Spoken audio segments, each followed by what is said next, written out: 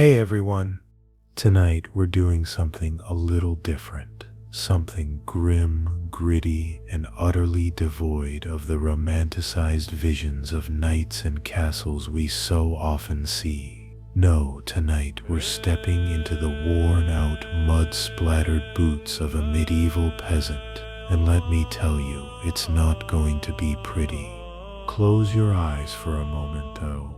If you scare listening to this in the dark, they might already be closed. And imagine this scene. The world outside your hovel is still pitch black. The kind of darkness that presses against your eyelids like a weight. The sun hasn't even thought about rising yet, but you're already awake. There's no alarm clock, no gentle chime of a smartphone. Just the raw gnawing instinct that if you're not moving, if you're not out in the fields before the first gray light bleeds into the sky, there will be consequences. And in this life, consequences aren't just a stern talking to or a slap on the wrist. They're hunger, they're the lash. They're watching your children whimper through another winter with empty bellies. You roll off your bed, if you can even call it that, a thin, lumpy pad stuffed with straw that crackles like dead leaves every time you shift. The air inside your hut is thick with the smell of damp earth, unwashed bodies, and the faint, ever-present reek of the livestock that shares your living space. Because yes, your home isn't just yours. There's a scrawny chicken pecking in the corner, maybe a half-blind dog curled by the hearth if you're fortunate, and if the harvest was good last year, perhaps even a goat. The floor beneath your bare feet isn't wood or stone, it's packed dirt, cold and uneven, and as you take your first step of the day, your toes sink into a patch of mud that seeped in through the gaps in the walls. Ah, the walls. Let's talk about those. They're wattle and daub, a fragile lattice of woven sticks, smeared with a mixture of clay, dung, and straw. They don't keep out the wind, they don't keep out the rain, and they certainly don't keep out the sounds of the village slowly stirring outside. The coughs, the muttered curses, the occasional wail of a hungry infant. You pull on your tunic. Scratchy wool, rough against your skin, probably crawling with lice, and step outside. The village is a collection of hovels hunched together like frightened animals, their thatched roofs sagging under the weight of last night's dew. A few thin trails of smoke rise from the luckier households, those who still have a bit of fuel to burn. Your own hearth is cold. Breakfast. If you're lucky, it's a chunk of yesterday's bread, hard as a rock and about as flavorful. You gnaw at it anyway, your teeth protesting, your stomach already growling, but there's no time to dwell on hunger. The fields are waiting, and oh, the fields. They stretch out before you like a vast open wound in the earth. The mud here isn't just mud, it's a living, breathing entity. It clings to your feet with every step, thick and greedy, as if it wants to swallow you whole. You're not alone, of course. The other peasants are already at work, their bent backs forming a ragged, hopeless line across the horizon. There's no chatter, no laughter, just the occasional grunt of effort, the wet slap of a hand pulling weeds from the soil. And then there's him, the overseer, perched on his horse like some bloated carrion bird. His face is a permanent sneer, his voice a whip crack of disdain. He doesn't need to shout. You know what happens if you slow down. You've seen it before. The beatings, the reduced rations, the way some people just disappear after a bad season.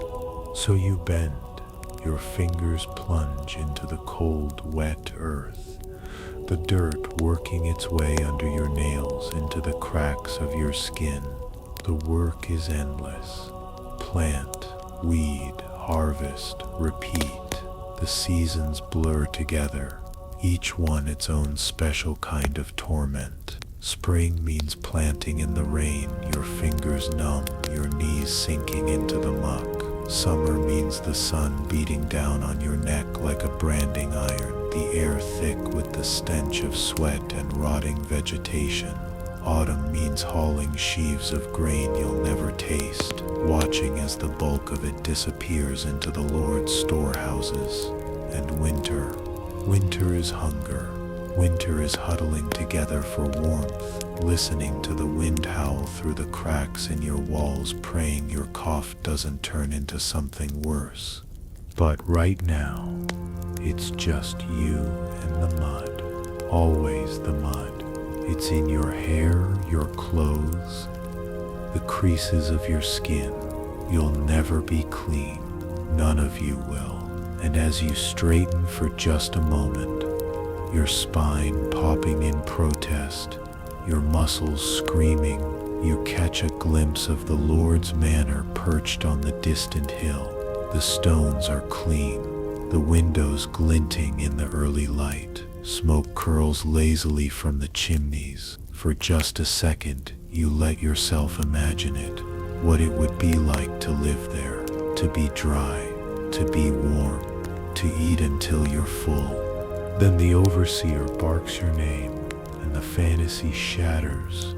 Back to work, back to the mud. The sun climbs higher, but the air doesn't warm. It clings to you like a curse, seeping through the frayed fibers of your tunic, gnawing at your bones with teeth of frost. The cold isn't the sharp, clean bite of winter's first breath. No, this is the damp, insidious chill of a season that refuses to die, a slow rot that works its way into your joints, your lungs, your spirit. Your fingers, cracked and bleeding from yesterday's labor, have long since gone numb, but you don't stop. Stopping isn't an option. Around you, the other peasants move in a slow, silent rhythm. Bend, pull, toss. Bend, pull, toss. The field is a patchwork of half-frozen earth and stubborn weeds, each tug of your fingers sending fresh jolts of pain up your arms. The soil here is exhausted, worked to death by generations of desperate hands. It yields grudgingly, as if resentful of the demands placed upon it. Every so often someone coughs, a wet, rattling sound that lingers in the air like a bad omen. You try not to think about who might not make it through the winter, but the thought is always there, lurking at the edges of your mind like a shadow. A child, maybe 8 or 9, though it's hard to tell under the layers of grime and hunger, scurries past with a bucket of water. You pause just long enough to dip your hands in, the icy shock of it, a fleeting distraction from the pain. The water is murky, swirling with dirt and flecks of dead leaves, but you drink anyway. It tastes like earth and iron, like the blood from your split lips. Your throat is too dry to care. Lunch is a hazy concept, a luxury reserved for those who don't spend their days breaking their backs for someone else's bread. If you're lucky, there's a bit of pottage waiting, a thin, gray gruel of peas, barley, and whatever else was deemed unfit for the Lord's table. Today, though, there's nothing, just a few more hours of light and a lifetime of work ahead. You tighten the frayed rope around your waist, knotting it higher to stave off the hunger pangs. It doesn't help. The emptiness inside you is a living thing gnawing at your ribs like a rat in the walls. The overseer's horse snorts, its breath steaming in the cold. You don't look up, but you can feel his gaze like a physical weight pressing down on your shoulders. He's not the real threat, though. The real threat is the steward, the Lord's right hand, who's been making his rounds since the harvest began. He's the one who measures the grain, who who decides if your portion will be enough to last the winter, and he's the one who takes the extra, always the extra. A shout rings out from the edge of the field. One of the plow horses has stumbled, its leg caught in a hidden rut. The animal thrashes, its eyes rolling white with panic, its hooves churning the mud into a froth. For a moment, everything stops. Then the steward is there, barking orders, his voice sharp as a whip crack. Two men rush forward with sticks, their faces grim. You look away before the blows land. A wounded animal is a dead animal, and dead animals don't plow fields. The sun dips lower, painting the sky in shades of bruise and blood. Shadows stretch across the ground like grasping fingers reaching for you, for all of you.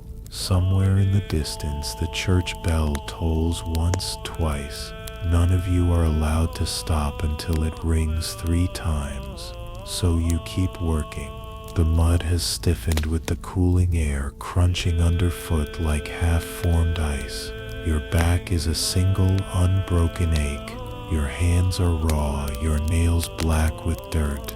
And then, just as the light begins to fade, the bell rings a 3rd time. The relief is instant. Shoulders slump, tools drop. A few of the older peasants sink right into the dirt, too tired to move. You straighten slowly, your spine protesting every inch. The walk back to the village is a blur of exhaustion and pain. The huts loom ahead, their shapes barely visible in the twilight, their thatched roofs sagging under the weight of the damp. Smoke curls from a few chimneys. Someone managed to scavenge enough fuel for a fire tonight. Your stomach clenches at the thought of warmth. But before you can reach home, a hand clamps onto your arm. It sits the miller, his face grim, his fingers digging into your flesh like claws. They sit her taking the chickens, he mutters. Said it sits for the Lord sits feast. You stare at him. The chickens are the only thing standing between your family and starvation come February. But arguing means the stocks, or worse. The miller reads your silence and nods once before slipping away. You stand there for a long moment, the cold settling into your bones like a second skin. Then you turn toward home, where your family is waiting. Tomorrow, the mud will still be there. The inside of your hut is dark, the air thick with the smell of damp straw and burning tallow. A single rushlight flickers near the hearth, its faint glow barely enough to see the faces of your family, your wife hollow-cheeked and weary, stirring a pot of something that smells vaguely like turnips, your children, their ribs too visible under threadbare shirts, watching the fire with the blank patience of those who know better than to ask for more. You don't say anything about the chickens. Not yet. Instead, you shrug off your mud-stiffened tunic and crouch by the hearth, letting the meager heat seep into your hands. The fire is small, just a few sticks and a handful of dried dung, but it's enough to keep the worst of the chill at bay. For now, your youngest, a girl of maybe 5, tugs at your sleeve. "Did you bring bread?" she whispers. You force a smile and pat her head. The pottage is thin, mostly water with a few chunks of root vegetables bobbing like shipwrecks. You eat in silence, the wooden spoon scraping against the bowl. Outside, the wind picks up, rattling the shutters. Somewhere in the village, a dog barks, then yelps as someone kicks it into silence. Then, a knock. Everyone freezes. No one knocks after dark unless it's trouble. Your wife's eyes dart to the door, then to you. You stand slowly, your muscles protesting, and lift the latch. It's old Tom, the charcoal burner. His face is gaunt in the flickering light, his breath coming in short, ragged bursts. They sub-taking people, he hisses, for the ditches. The Lord Sub-Steward says the flooding won't set stop unless they scepter dug deeper. Your stomach drops. The ditches are a death sentence. A week of waist-high water, swinging a shovel until your hands bleed or the fever takes you, and they never ask. They just take. Tom doesn't wait for a response. He's already melting back into the night, his footsteps muffled by the mud. You close the door and turn to your family. Your wife's face is pale. She knows what this means. You should hide, she says. You almost laugh. Hide where? The forest is crawling with the Lord's men, and the church only protects those who can pay. A shout echoes from the far end of the village. Then another. Torches bob between the huts like angry fireflies. Your children are staring at you now, their eyes wide. You crouch in front of them, forcing your voice steady. Listen to your mother, you say, no matter what happens. Then the shouting is closer. A fist pounds on a nearby door. A woman screams. Your wife grabs your arm. The root cellar. It's not much, just a shallow pit under a loose floorboard, but it's the only chance you have. You lift the board, ushering your children down into the damp darkness. Your wife hesitates, her fingers tightening on yours. Go, you say. She slips in after them. You lower the board just as the door bursts open. The steward stands in the doorway, flanked by 2 men-at-arms. His nose wrinkles at the smell of the hut, but his smile is all teeth. There you are, he says. We've got work for you. One of the guards steps forward, grabbing your arm. You don't resist. There's no point. As you're dragged into the night, you glance back just once.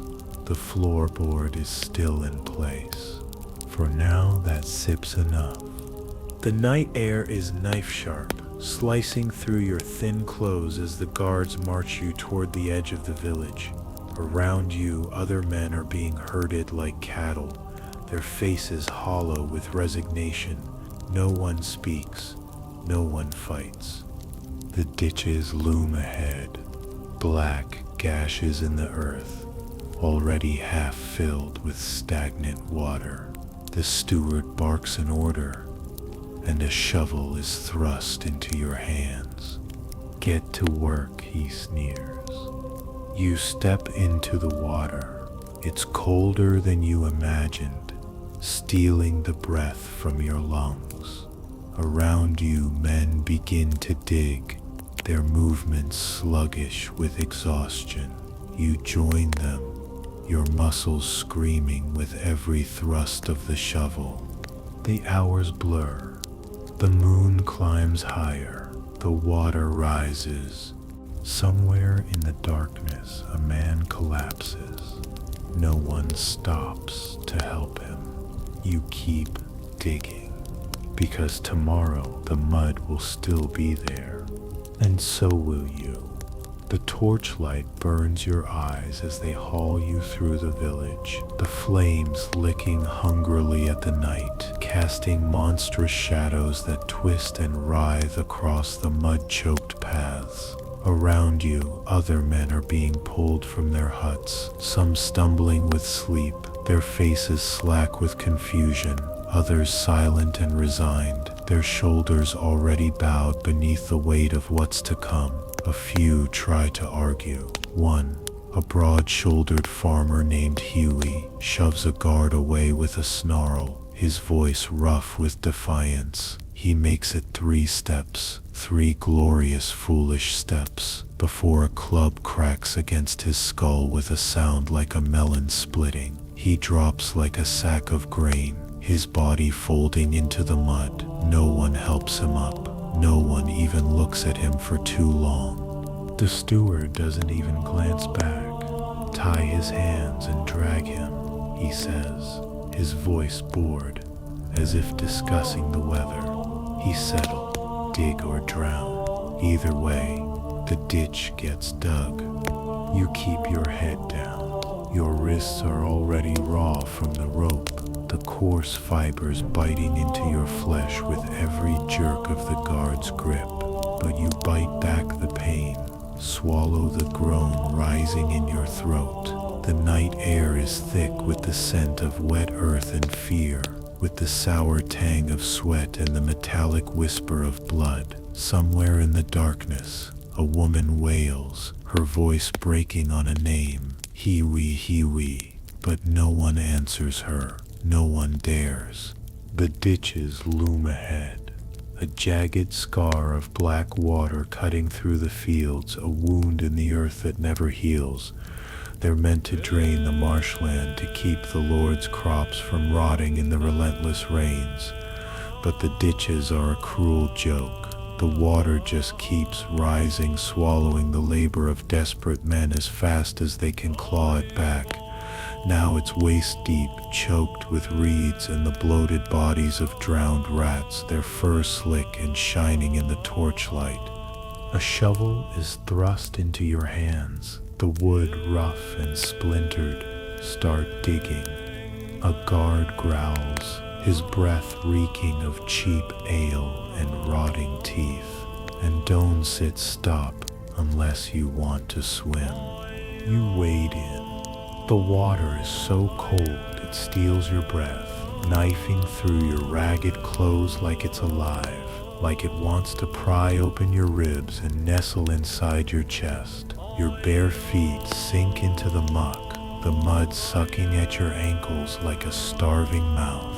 Around you, the other men gasp and curse, their voices thin with exhaustion, but the guards don't care.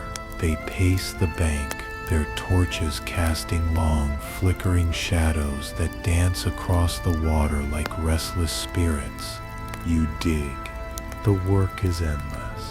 The ditch walls crumble as fast as you carve them out, the water rising faster than you can bail it. Your hands blister, then split, then bleed, the blood washing away in the filthy water. The man next to you, a toothless old farmer with a back bent like a bow, collapses mid-swing, his face hitting the water with a splash. For a moment, no one moves. The night holds its breath. Then a guard wades in, grabs him by the hair, and hauls him onto the bank like a gutted fish. He doesn't stir.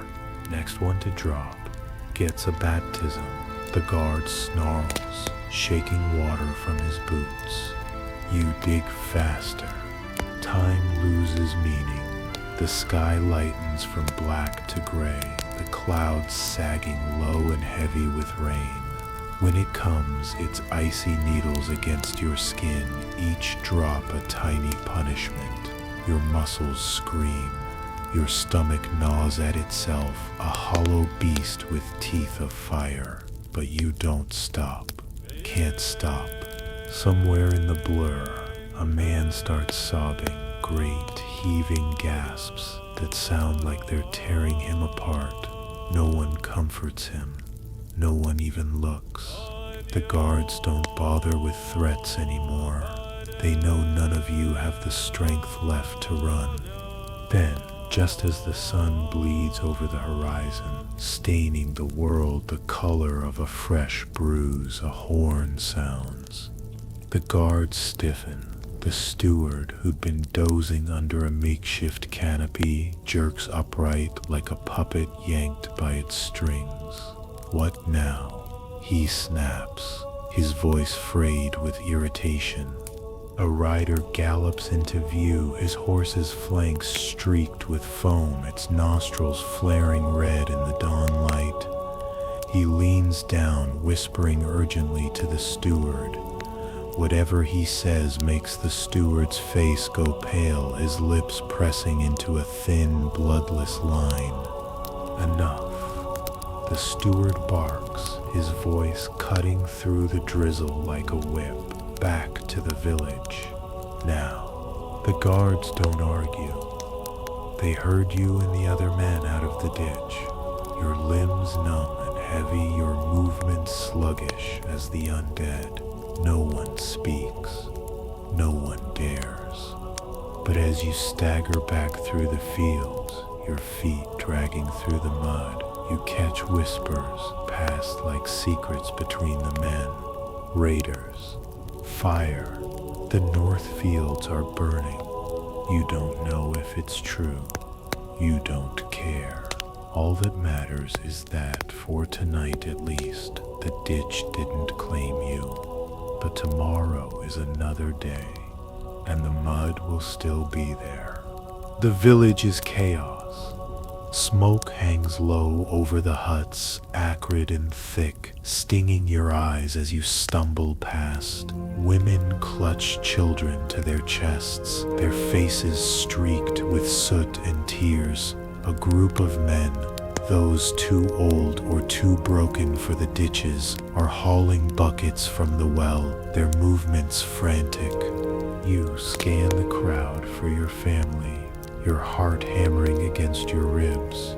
Then you see them, your wife crouched near the hearth, her arms wrapped around your children, their faces pale with fear. Relief floods you, so sharp it hurts.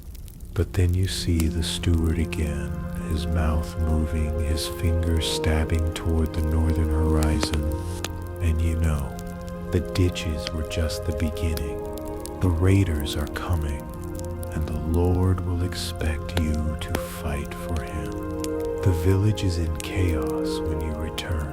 The air hums with a frenzied animal terror. Women clutch children to their skirts as they dart between huts, their voices rising in sharp, wordless cries. The horizon pulses with an ugly orange glow, the smoke from the Lord's burning wheat stores coiling into the sky like serpents made of ash. The stench is unbearable, burning grain, yes, but beneath it the unmistakable reek of charred meat.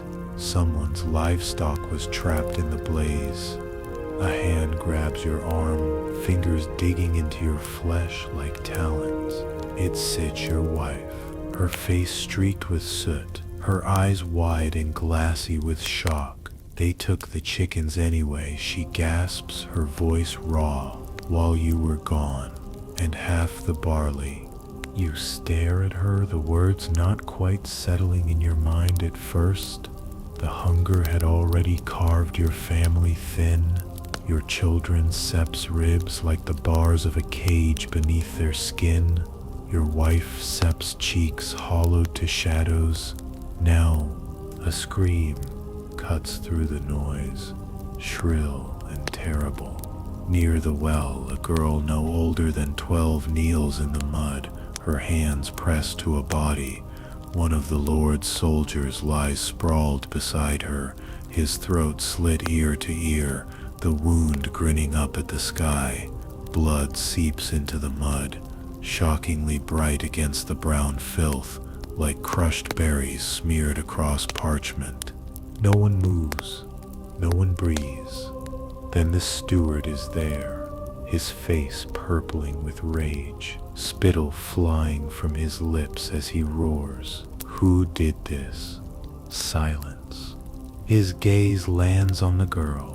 She shrinks back, but it sits too late. He backhands her so hard the crack of bone echoes across the square. She crumples, a broken doll in the dirt. You sit, I'll hang for this, he snarls, his voice trembling with fury. All of you.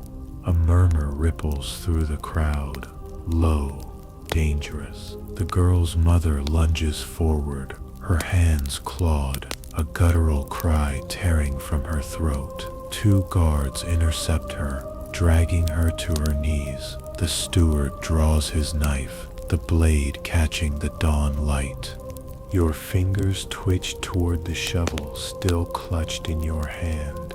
It's heavy, solid, a weapon if you had the strength left to swing it. Then hose.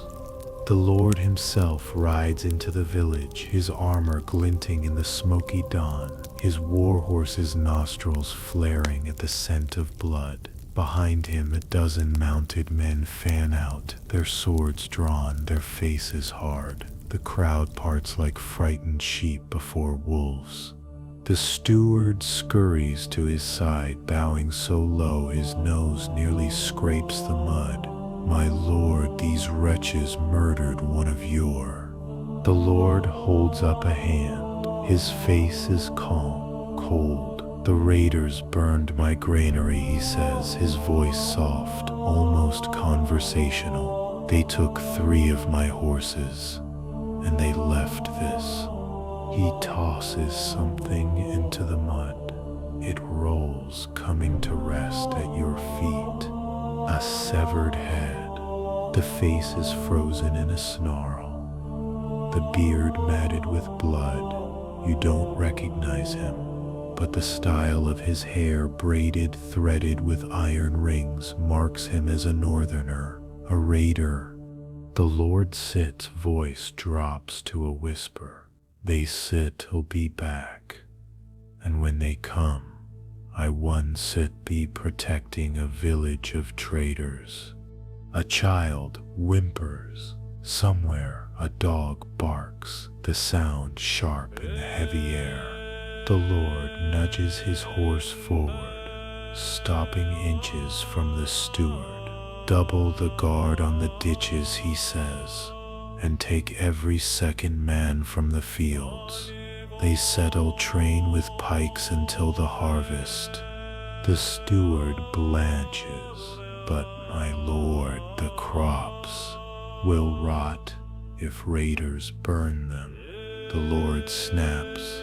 He turns his horse, scanning the crowd.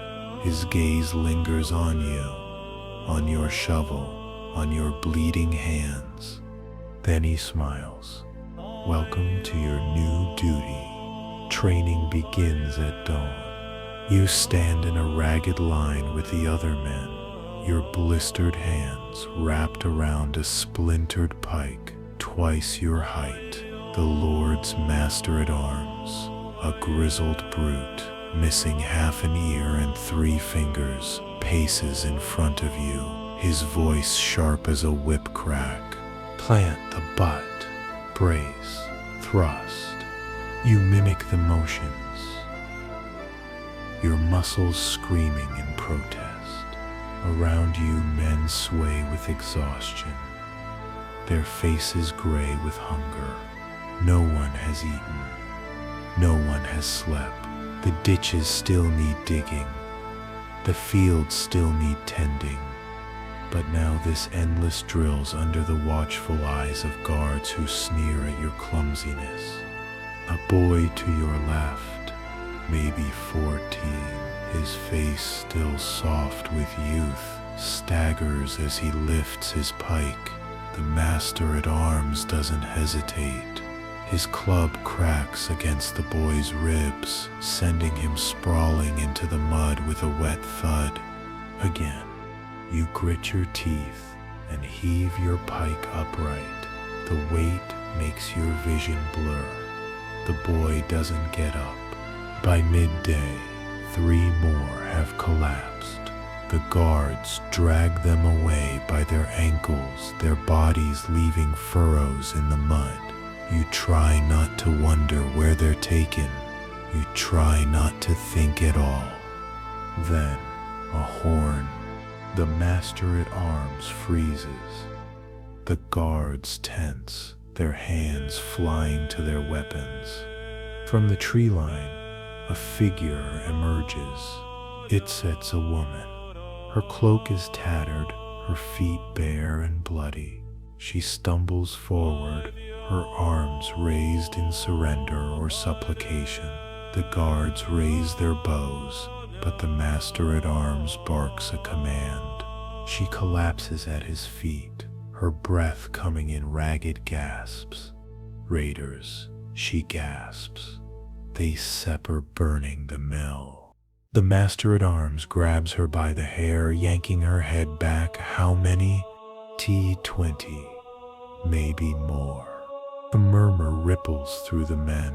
20 armed raiders against a village of starving peasants with pikes they barely know how to hold. The master-at-arms turns to you. His grin is a knife slash. "Congratulations, boys. You set your soldiers now." The bridge at dusk. They march you toward the mill at spear point. The smoke hits you first, thick and greasy, stinging your eyes, coating your tongue with the taste of char. Then the sounds, the crackle of flames, the distant screams, the wet thud of metal meeting flesh. The mill is already a skeleton of blackened beams, its great wheel collapsed into the stream. Bodies litter the ground. Some wear the Lord's colors, most do not. The master-at-arms shoves you into a ragged line. "Hold the bridge," he snarls. "If they cross, we set her all dead." You grip your pike, your heart hammering against your ribs. Across the stream, shadows move in the smoke. Then a war cry, guttural and raw. The raiders charge.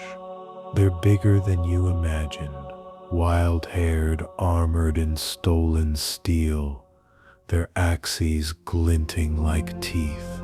They hit the bridge like a storm, their fury a living thing. The first clash is chaos. A man beside you screams as an axe splits his skull, the sound cut short as his body crumples. You lunge forward on instinct, your pike scraping across a raider's shield. He laughs, a deep booming sound, and swings. You duck, but not fast enough. The blade kisses your shoulder, hot and sharp. Blood soaks your tunic. The world narrows to the next breath, the next step. Then hose. The Lord's cavalry crashes into the raiders' flank. Swords flash.